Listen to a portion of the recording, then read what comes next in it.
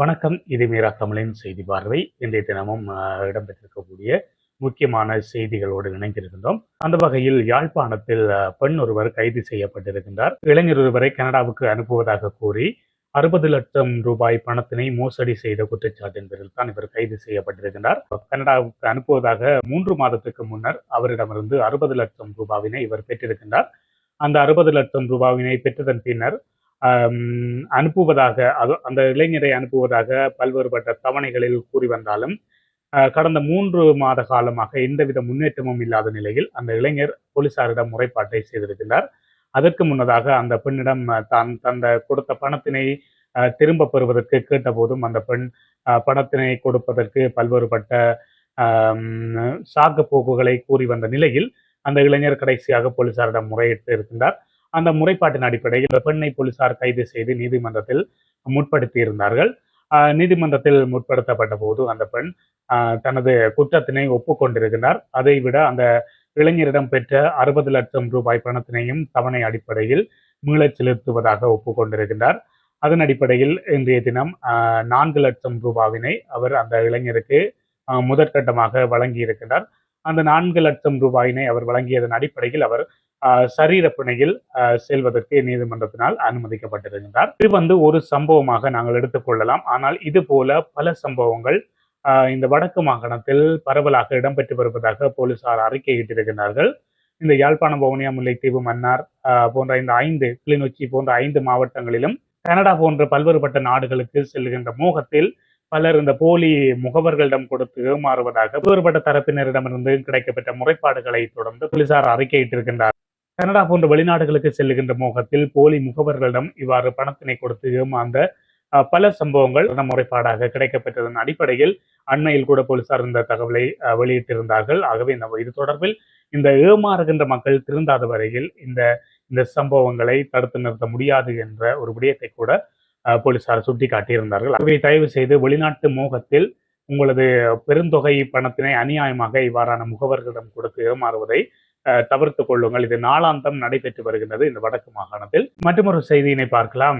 இந்த வடமராட்சி சிறுபட்டி பகுதியில் ஒருவர் வைத்தியசாலையில் பணி முடித்ததன் பின்னர் வீடு செல்லுகின்ற போது, இரவு நேர கடமையினை முடித்து வீடு சென்ற போது அவர் வழிமறைக்கப்பட்டு வழிப்பறி செய்யப்பட்டிருக்கின்றது. அவரிடம் வாள்களுடன் நின்ற 2 பேர் கொண்ட ஒரு குழுவினர் அவரை வழிமறைத்து அவரிடமிருந்த நகைகளை அபகரித்து சென்றிருக்கின்றார்கள். அவர் அணிந்திருந்த தங்கச் சங்கிலி, அதே போல் மோதிரம் போன்ற நகைகளை அபகரித்துக் கொண்டு இந்த திருட்டு கும்பல் தலைமறைவாகி இருக்கின்றது. இது தொடர்பாக போலீசாரிடம் முறைப்பாடுகளும் பதிவு செய்யப்பட்டிருக்கின்றது.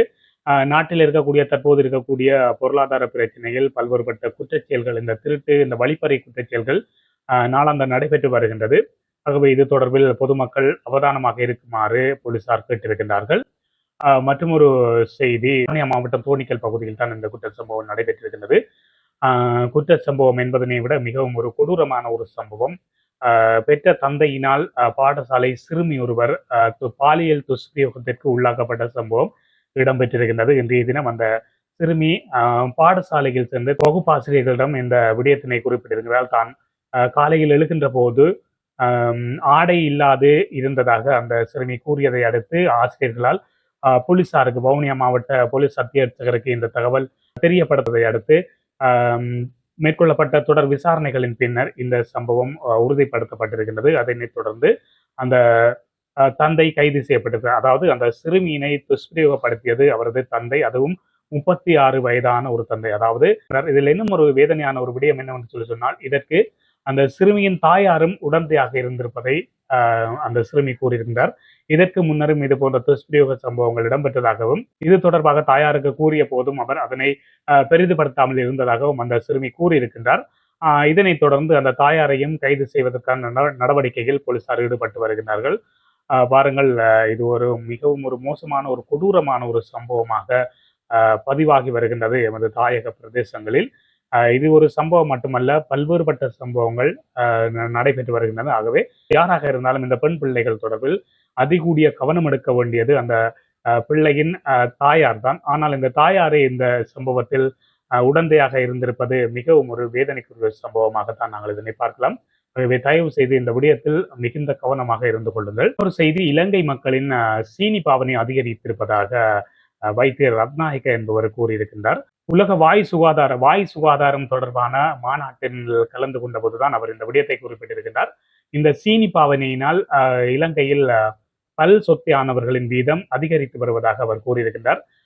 உலக சுகாதார ஸ்தாபனம் பரிந்துரைத்திருக்கின்றது, ஒரு நபர் வருடம் ஒன்றுக்கு 13 கிலோ சீனியினை தான் உட்கொள்ள வேண்டும் என்று பரிந்துரைத்திருக்கின்றது. ஆனாலும் இலங்கையில் இருக்கக்கூடிய மக்கள் வருடம் ஒன்றுக்கு 39, அதாவது 3 மடங்கு சீனியினை நுகர்ந்து வருவதாக இவர் சுட்டிக்காட்டியிருக்கிறார். இதனால் சிறுவர்கள் மத்தியில் மட்டுமல்லாது பெரியவர்கள் மத்தியிலும் அதாவது பல் சொத்தை நேர்வதாகவும் அதேபோல் சிறுநீரக பாதிப்பிற்கு உள்ளாகுவதாகவும் குறிப்பிடப்படுகின்றது. இலங்கையில் இருக்கக்கூடிய மக்கள் சீனி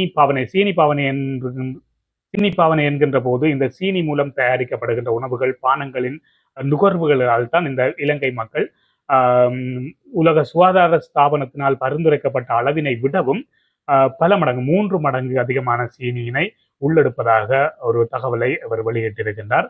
ஆகவே சீனி தொடர்பான ஒரு கரிசனையினை நாங்கள் காட்ட வேண்டிய ஒரு கட்டாயமும் இதன் மூலம் நாங்கள் சொல்லிக் கொள்ளக்கூடியதாக இருக்கின்றது.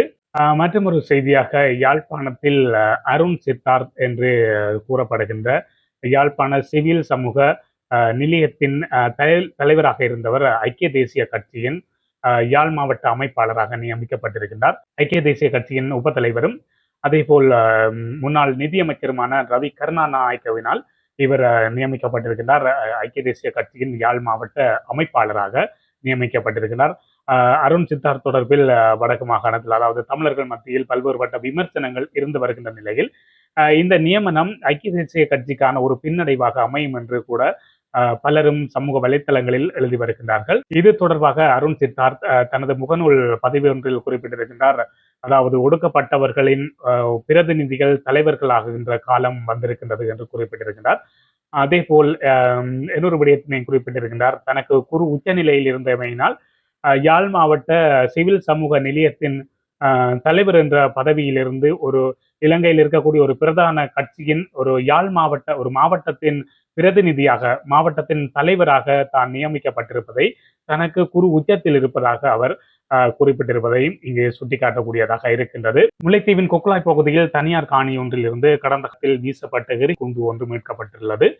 கடந்த யுத்த நிலைமைகளின் போது வீசப்பட்ட குண்டுதான் ஒரு தனியார் காணியில் இருந்து மீட்கப்பட்டது. பாருங்கள், போர் நடந்து முடிந்து 15 ஆண்டுகளை நெருங்குகின்ற நிலையிலும் தற்பொழுதும் கூட இந்த தாயக பிரதேசங்களில் இருந்து, தனியார் காணிகளில் இருந்து இந்த வெடிகுண்டுகள் மீட்கப்பட்டு வருகின்றது. ஆகவே இந்த வெடிகுண்டுகள் மீட்கப்பட்டு வருகின்றபடியினால் இதுவும் இறுதிப் போர் நடந்த இந்த பிரதேசங்களில் இருக்கக்கூடிய மக்கள் காணிகளை துப்புரவாக்குகின்ற போது மிகுந்த கவனமாக இருக்க வேண்டும். என்று சொன்னால் தற்பொழுது மீட்கப்படுகின்ற குண்டுகள் கூட வெடிக்கின்ற நிலைமையில் இருக்கின்ற நிலைமைகள் தான் காணப்படுகின்றது. தற்பொழுது கூட வடக்கில் இந்த மிதிவடிகள், கன்னி வடிகள் அகற்றுகின்ற பணிகள் தொடர்ந்து நடைபெற்று வருகின்றது.